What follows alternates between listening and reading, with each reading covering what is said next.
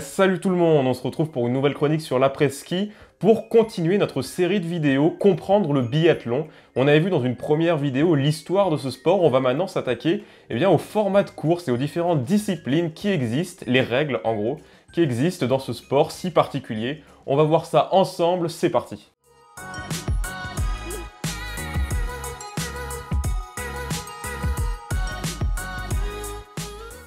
Et on va commencer par planter les bases du biathlon d'un point de vue sportif, ce qu'on n'avait pas vraiment eu le temps de faire dans la première vidéo qui était plus centrée sur l'histoire. Pour autant, on avait vu que le biathlon, c'était la combinaison de deux sports, le ski de fond et le tir à la carabine. Mais du coup, on peut se demander, d'un point de vue sportif, comment ces deux sports, qui, je le disais la dernière fois, étaient et sont d'ailleurs toujours deux disciplines indépendantes et olympiques toutes les deux, comment ces deux disciplines arrivent à cohabiter au sein d'un même sport. Vous avez déjà sûrement la réponse si vous avez déjà vu du biathlon ou entendu parler de biathlon. C'est tout simplement des tours de ski, donc la partie ski de fond, des tours d'une piste, entrecoupés de passages sur le stand de tir, donc le tir à la carabine.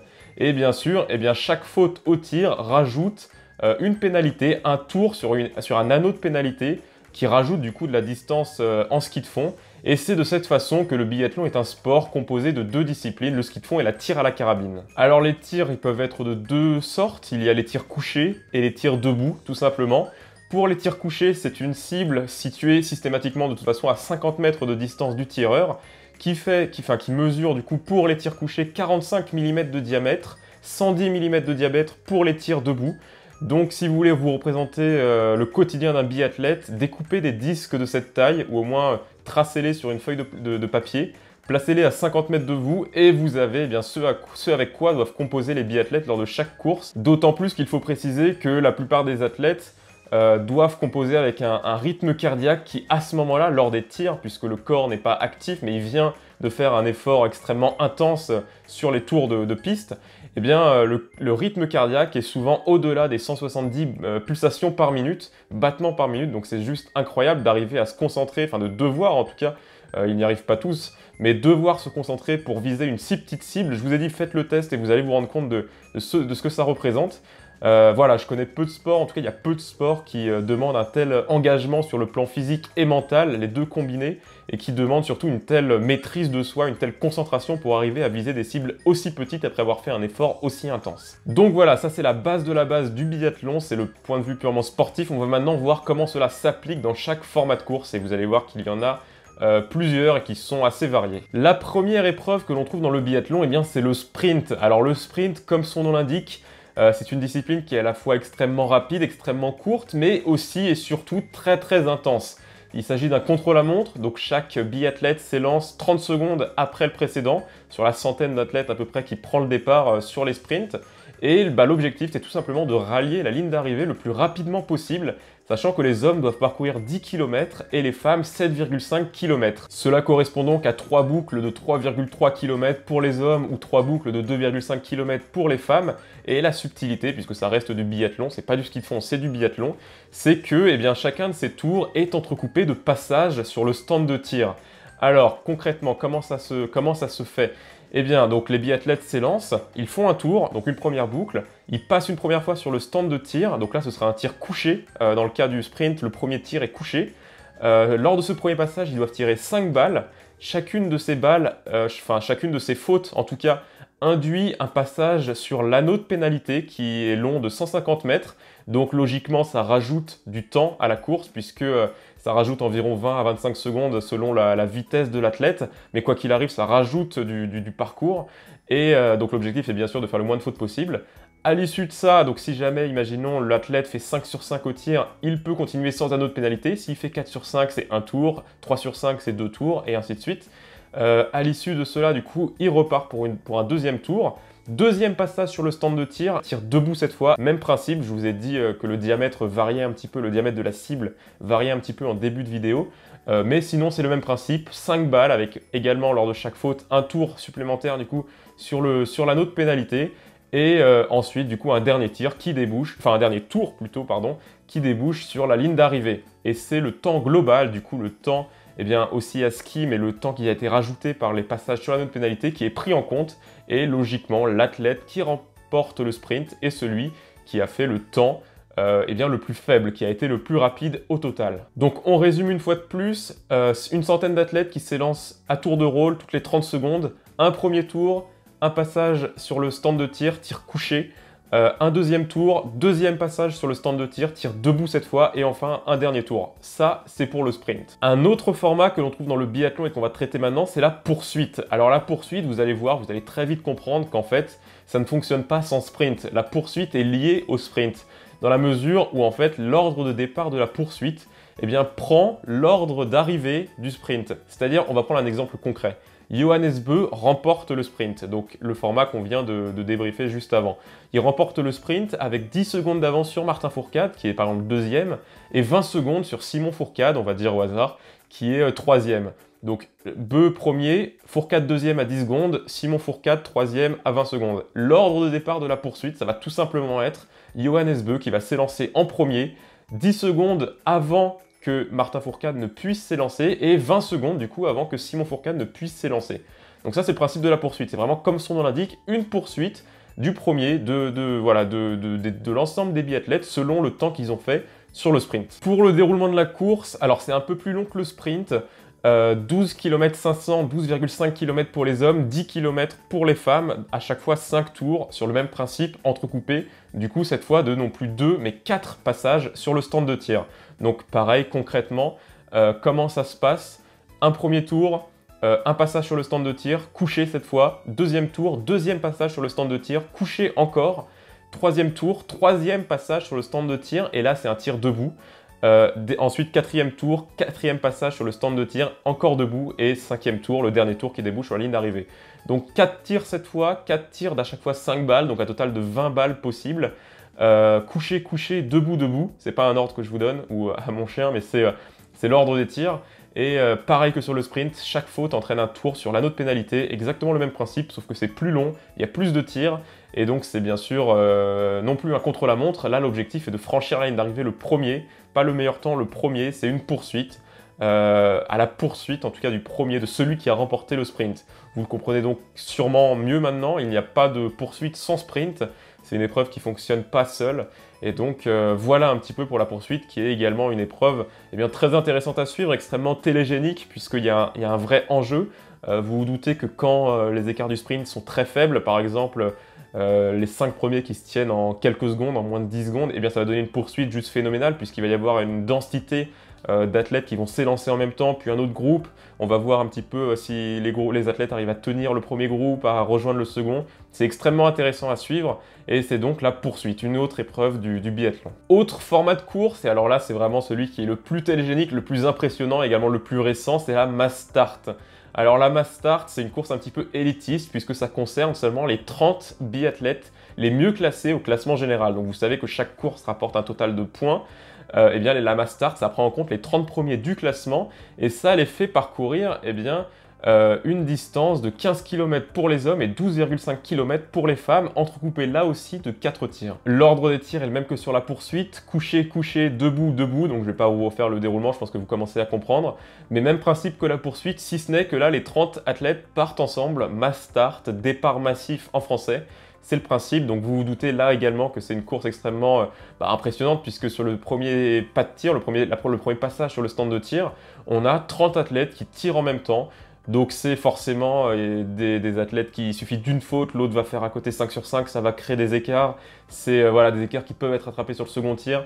C'est un peu l'épreuve reine, en tout cas celle que beaucoup aiment suivre. Si vous avez une épreuve à regarder dans le biathlon, la plus simple à comprendre et la plus abordable pour quelqu'un qui ne regarde pas forcément le biathlon de façon hebdomadaire, eh bien c'est vraiment la Mass Start. C'est une autre épreuve du biathlon. Enfin, dernière épreuve du biathlon, la plus ancienne, l'épreuve ancestrale, mais qui n'est pas forcément la plus simple à comprendre, c'est tout simplement l'individuel. Donc là, comme son nom l'indique, épreuve individuelle, qui se base un petit peu sur le principe du sprint, à savoir que c'est une course contre la montre, avec des athlètes qui s'élancent à tour de rôle toutes les 30 secondes, pour, comme sur le sprint, passer la ligne d'arrivée le plus rapidement possible. Mais contrairement au sprint, c'est une épreuve longue, c'est la plus longue des épreuves puisque les hommes doivent parcourir 20 km, 15 km pour les femmes, avec là aussi 4 tirs. 4 tirs, un ordre un petit peu différent de la poursuite ou la Mass Start, puisque c'est couché, debout, couché, debout.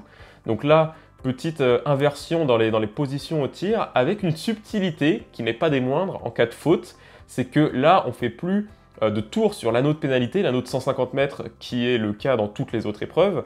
Là, l'individuelle, elle se différencie un peu des autres dans la mesure où chaque faute, eh bien, rajoute tout simplement 1 minute sur son temps de ski général. Donc pas de tour, il n'y a aucun tour à effectuer, c'est directement 1 minute qui se rajoute sur le temps pour chaque faute effectuée au tir. On va prendre là aussi un exemple très concret. Un athlète parcourt l'ensemble de l'épreuve, l'ensemble de l'individuel en 45 minutes. Sauf qu'il a fait 3 fautes au tir.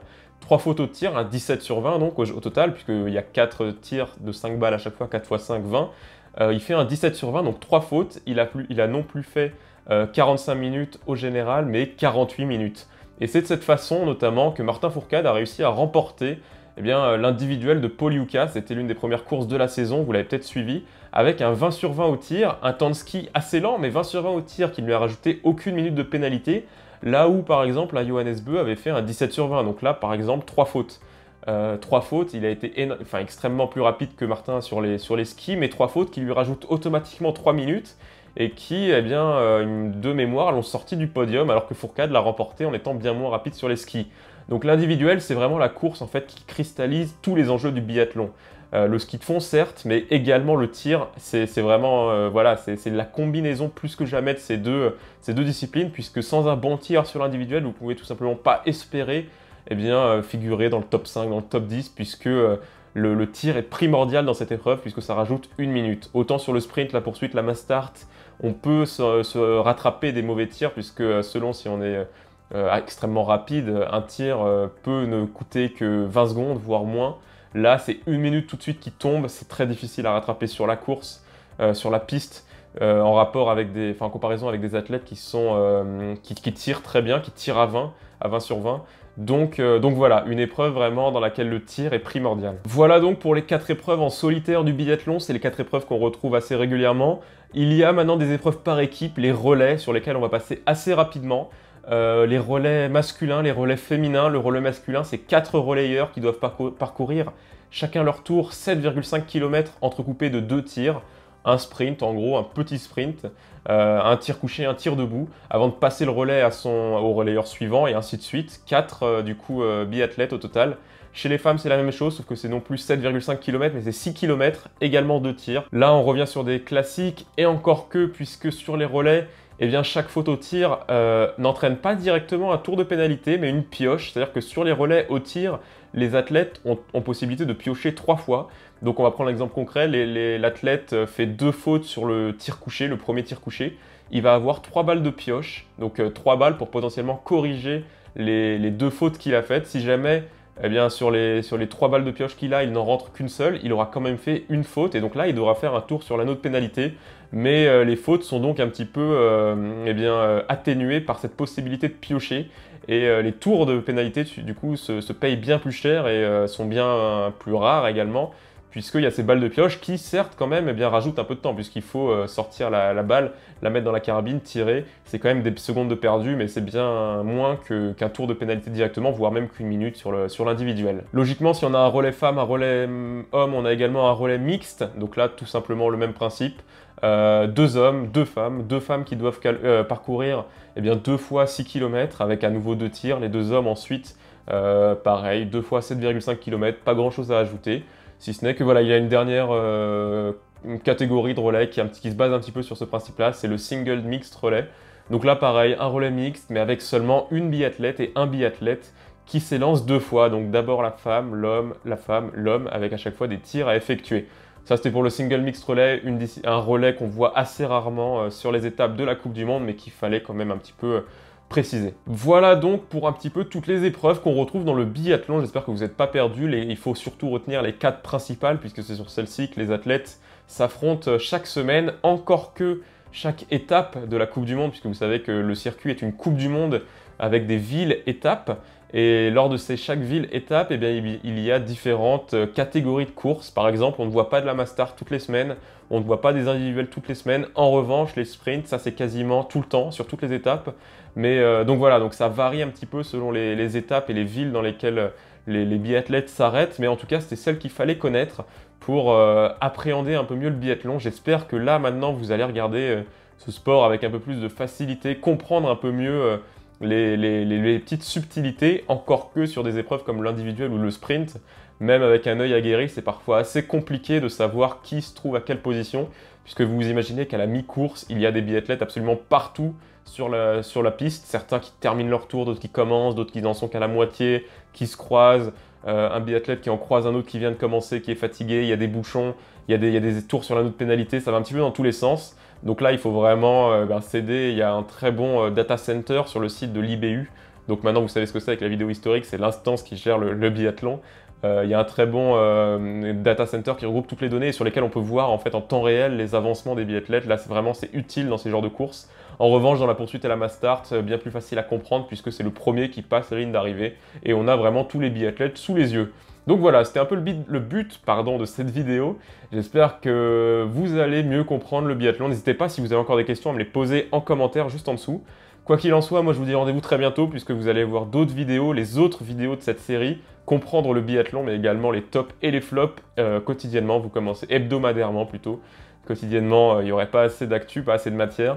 Mais voilà, chaque fin de semaine, vous allez avoir comme toujours les tops et les flops. Donc quoi qu'il en soit, n'hésitez pas à rester connecté sur l'après-ski, à vous connecter à mes réseaux, que ce soit sur Twitter, sur Facebook, sur YouTube bien sûr. Cette vidéo, n'hésitez pas à la partager, à la commenter, à mettre un pouce bleu si elle vous a plu, ça fait toujours plaisir. Ou un pouce rouge d'ailleurs si elle vous a absolument pas plu, si vous l'avez détesté. N'hésitez pas à m'insulter en commentaire. Quoi qu'il en soit, moi je vous dis rendez-vous à très bientôt. Bonne semaine à tous, bonne journée, bonne soirée. Et salut tout le monde, ciao.